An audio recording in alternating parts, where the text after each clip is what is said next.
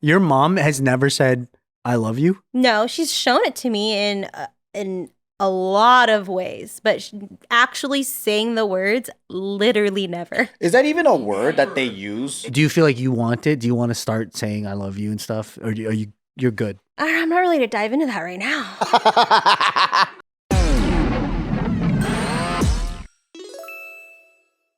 Welcome back to another episode of Care for Boys. Today we have Bart, Joe, and Banos. And Ryan. Hey, Ryan.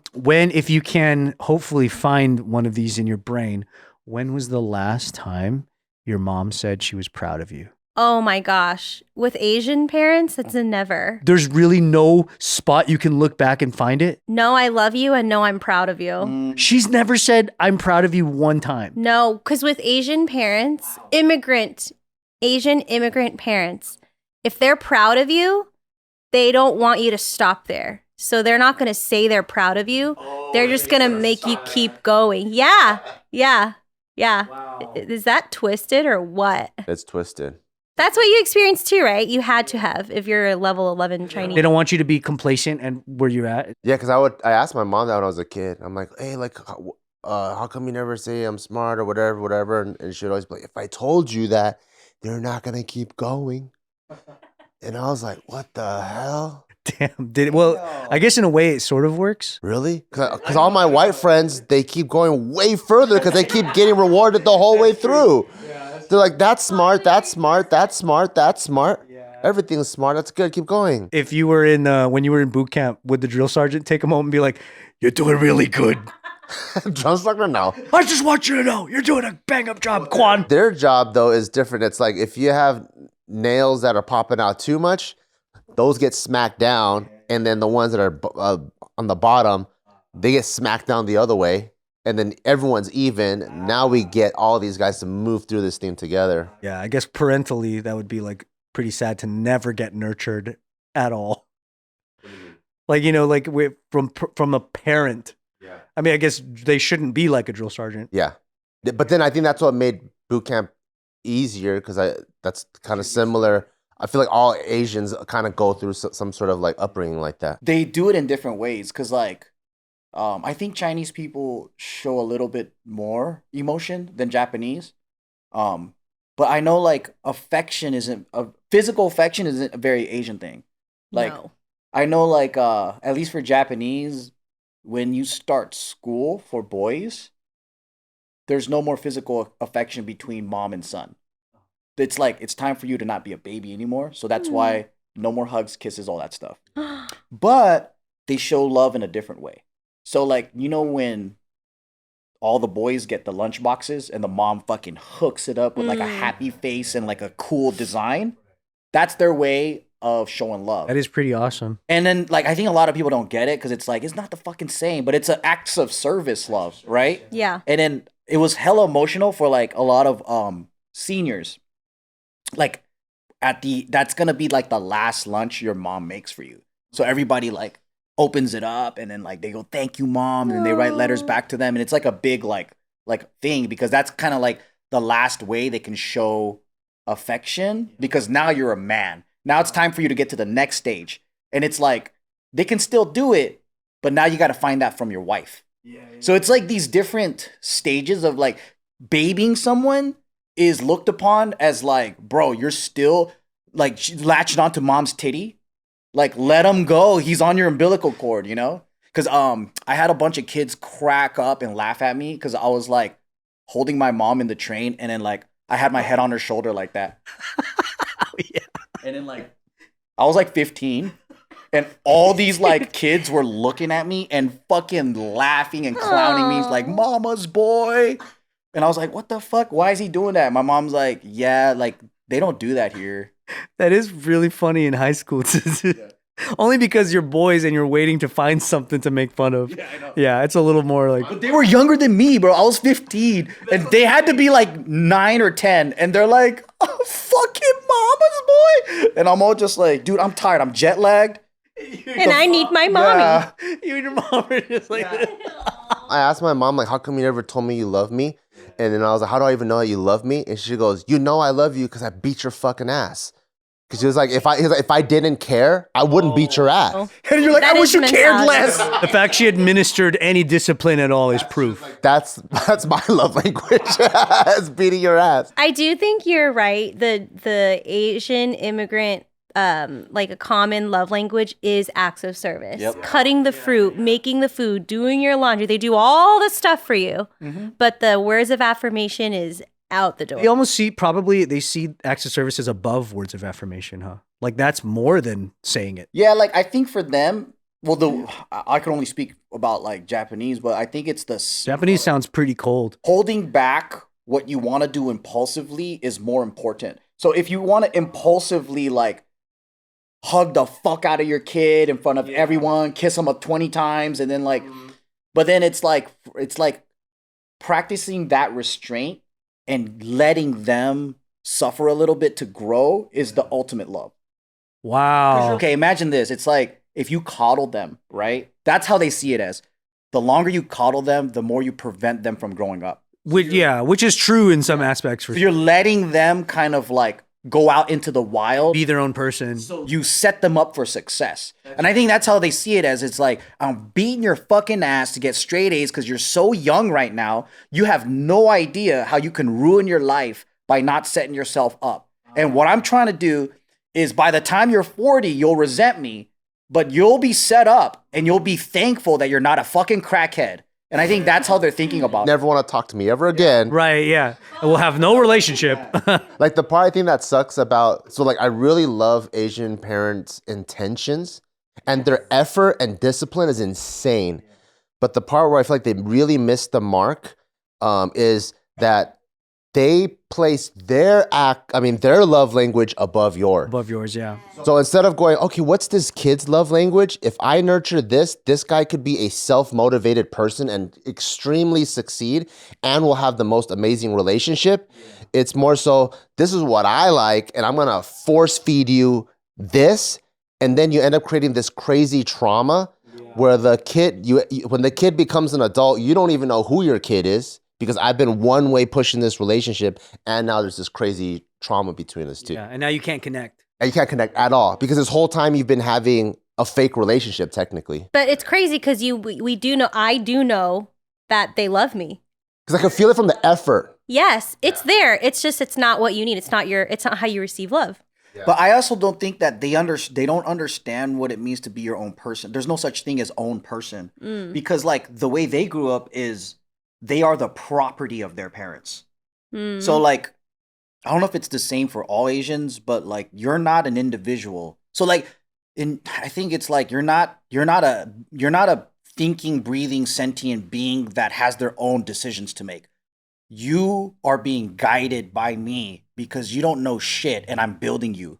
And I think that's kind of how they see it. Or like that's at least how my mom explained it is like each generation is responsible for this is what I lived through, this is what I was taught, and here's what I would have done.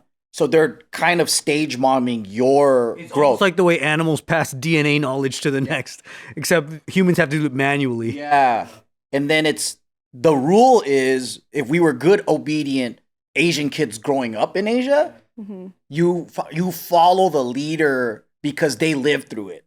Right. You don't have your own career decisions. That's crazy. They tell you what your career is because they're like, if I would have done it, I would have done it this way. Tell you what's even possible and then what's just never going to happen. But they're telling me to do things they didn't even do. Like, you be a doctor. I'm like, you're not a doctor. Yeah, but then they'll tell you that's because they didn't have the opportunity and you do. They want you to be better than them. Yeah.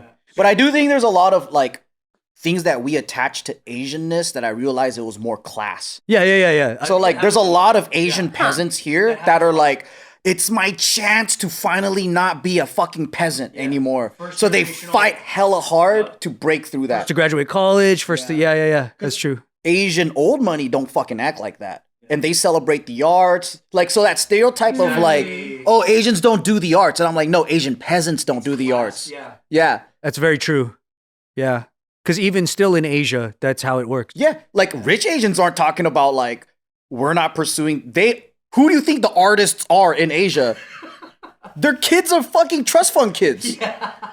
Dang, I didn't think about that. Yeah, it's not an Asian thing. It's an Asian American thing because most of them are peasants. Yeah, and they're like, don't waste your fucking time painting. We ain't got time for that shit. Yeah, because if you were rich enough, you wouldn't have left Japan or left Philippines. Asia has philosophy. We have all these useless degrees and people that study it, and like it's because they come from old money, and it's just the same system. It's like, but they're allowed to. I think that's also the immigrant parent, I guess, fallacy of like when they come here and they're trying to like seize every possible opportunity. Yeah. Then it's like a hard reset, or it's like you are the only hope to like make all of this worth it. Yeah. So if you fuck this up, you basically my entire biggest decision of moving the family line out here is totally gone. It kind of feels like though,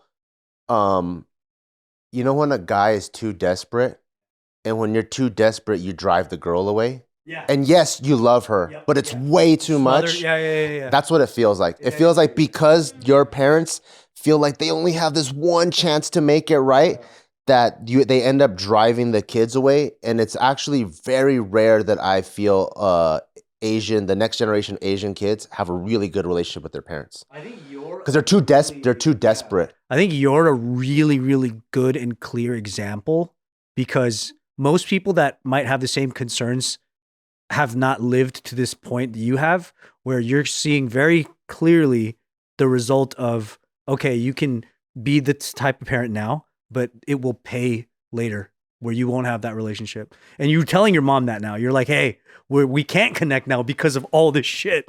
And it's very like, a lot of time when I was growing up, I felt like that would happen to me the same way, where I'm like, I'm going to have a resentment for life, whatever. But it's crazy that yours really did amount to having a hardship of being able to connect with your mom. Because my mom, till this day, we talk, right? We try to have these deep talks, and be like 4 hours long, because it takes like an hour or two to break the walls down. Yeah. Then she'll be like, well, like in Taiwan, blah, blah, blah, blah, blah, blah, blah, blah. And I'm like, the key word is in Taiwan. All of this could have worked there, but if we're gonna be here, we need to adopt this mindset, you know. And it's like once a tiger is in the zoo, it's a zoo animal. It's not the Serengeti in fucking Africa anymore. Right.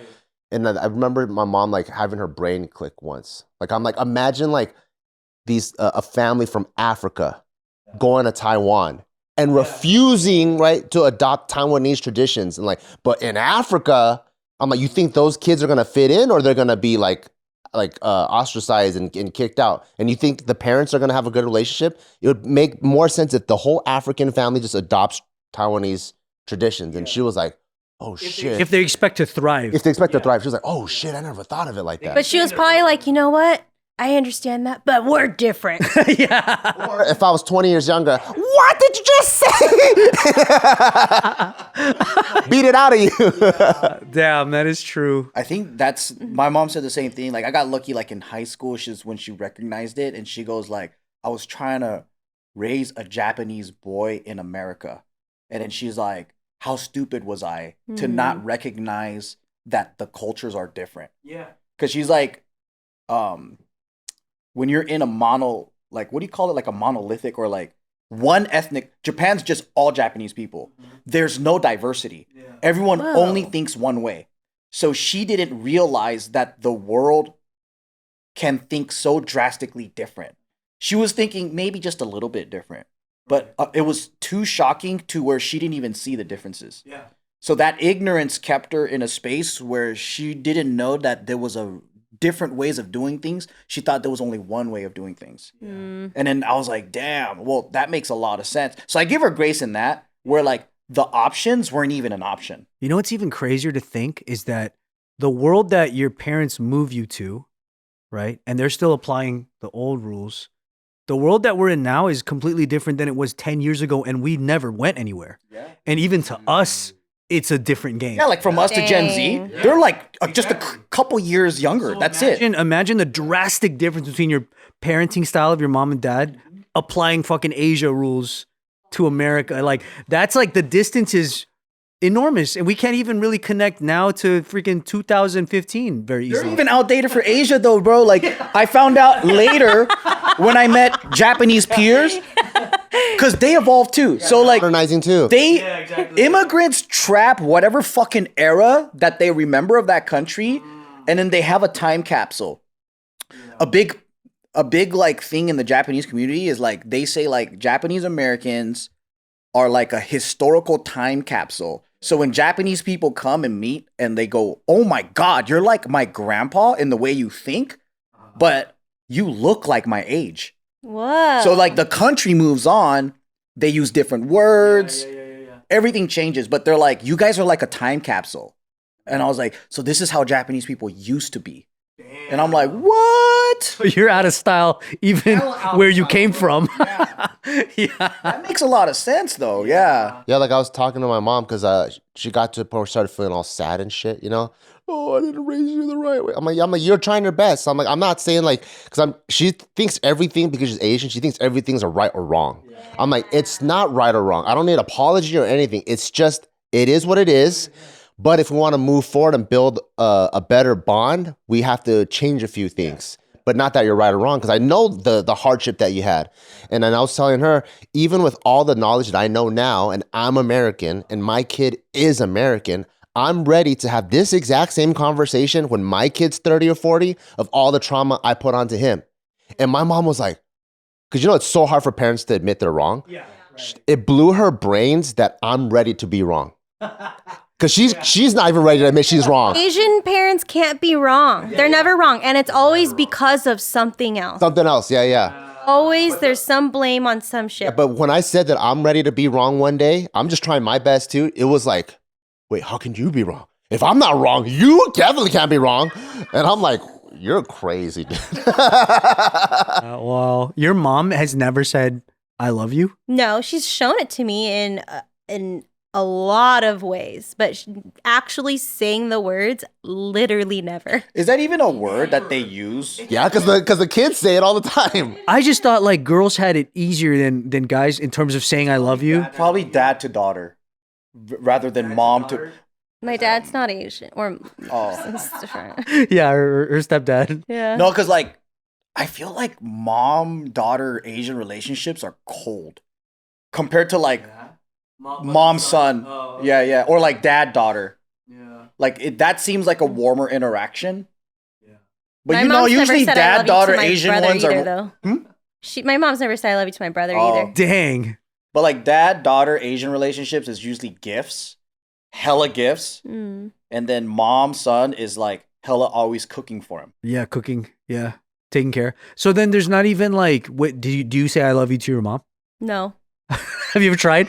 Have you tried to say it like recently at all? Honestly, at this stage of life, it'd be so weird. It is weird, huh? My mom says it every time. In my 30s. You never forced it out of you to like... It's weird because it's not anything we've ever done. It's never been an exchange. If she starts doing it, what would you do? I don't know. I think it'd be really weird. I'd be like, are you okay? Oh. Are you on drugs? Yeah, that's what I would say. What are you not telling me? Yeah, I'd be like, do you have cancer? Like, why are you saying this? Does your mom say it to you? My mom started saying it more. Yeah. I feel like Filipinos are more like lovey-dovey and emotional. My dad doesn't say it at all. My mom will say it. Yeah, she'll say it, but like... Look what my mom said Tuesday at 6:30 a.m. Give me more love. And then look what I wrote. Okay, I love you. And then she liked it. So I try. I love how it's not, hey son, I love you. It's, you give me. Exactly. She just likes it. She leaves you on like. And when she asked me to give her love, I was like, fuck, I don't even want to. I'm like, what kind of shit is this? That's very cute though. But I'm like, you know what? Okay. But I'm like, you know what? Fuck it. I want to build this relationship. Okay, I love you. Good. They do always put it on us, so it's like, why don't you call me? Why don't you do this? Why don't you do that? But, you know, they could do it too. You know what's funny, though? Like, I've been going around on Reels sometimes. What will pop up is, I thought this was a very Asian thing, but I think it's a boomer thing. Okay. Because hella white people and black people are saying the same shit about, like, boomers always putting it on fucking us to do it. Why don't you do this? Why don't you do that? It's like, what's stopping you from just saying I love you? What's stopping you from visiting? But it's always like, why don't you come visit? That is a boomer thing to blame the next gen that anything is wrong. Yeah. And I was like, oh my God. I'm like, this is not just an Asian thing. This is a boomer thing. To be like, housing prices, get a better job. Yeah, yeah, it's true. It's like, if you wanted this affection, right? It's like, I mean, at the end of the day, you are the leader. You're older. You should be setting that example. You should be fucking telling us instead of telling us to do it for you. Especially in a culture that has matriarchs and patriarchs. Right. Yeah. It's like, why all of a sudden now we have to take the lead when it's convenient? I can't eat until you eat, but I got to be the first one to say I love you. It's fucking hilarious. But I think in anything in life, if you want something, then you have to do it or invite the energy to get it, right? Do you feel like you want it? Do you want to start saying I love you and stuff? Or you're good? I'm not really to dive into that right now. You know what? So she's around my son, right? And I know that she's trying because she'll tell him when she sees him, she'll be like, "Oh, 我想你," like I miss you. I've missed you. I'm like, dang, I never heard her say that before. That's so weird. Easy when it's a cute little kid, you know? It's so cute. And I'm glad that she's trying that kind of affection toward him. Because that's growth. That's personal growth for her. I heard that does happen, like you said, how like the way your dad treated Taika, nothing like how you were treated under him. And he still treats me like Taika's the puppy and I'm the fleas. Still, yeah.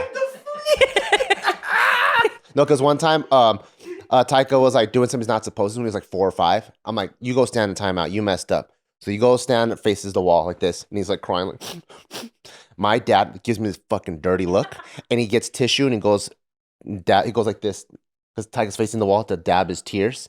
And then he goes up to me and goes, "How could you be so mean to him? He's only 4." And then I was like, what the hell? And I'm like, I told my dad to walk around the corner. I didn't want to like lecture my dad in front of my son. Right. I was like, you used to beat the fuck out of me. I'm like, that's fucking nothing. What would he say to that? No, he was just like looking so mean. And I was like, you don't have any right to tell me. I was like, 1, you don't question my authority in my house. Number 2, you beat the fuck out of me. That's fucking nothing. I'm just doing my job. And he's like, and he gets all mad. And he like goes off to the side and fucking like opens a fucking Chinese newspaper. He's trying to defend Taika, and he goes, "Stay away from him." Oh man. Yeah, like I'm the virus. I'm like, what the hell? Meanwhile, he's freaking slamming you around at that age. I know. He forgets that he uppercutted you. What is that, dude? Like, they fucking beat the shit out of you, and then they're like, At that exact age, I remember one of the most serious ass beatings I got. I was at the desk trying to like draw or whatever or do homework. And I remember I kept dropping all my crayons and pencils. And I think my dad was trying to sleep, but I didn't know how to like keep it on for some reason. And my dad came, put me on the ground, pulled my pants out, and just starts going boom, boom, boom, boom. Pull your pants down? Yeah, and I remember my grandpa. Bare ass. Yeah, bare ass. I'm just on the floor, like belly down. And he's like, boom, like 20 times. And I remember my grandpa coming, "Hey, stop, he's just a kid." Same moment. Yeah.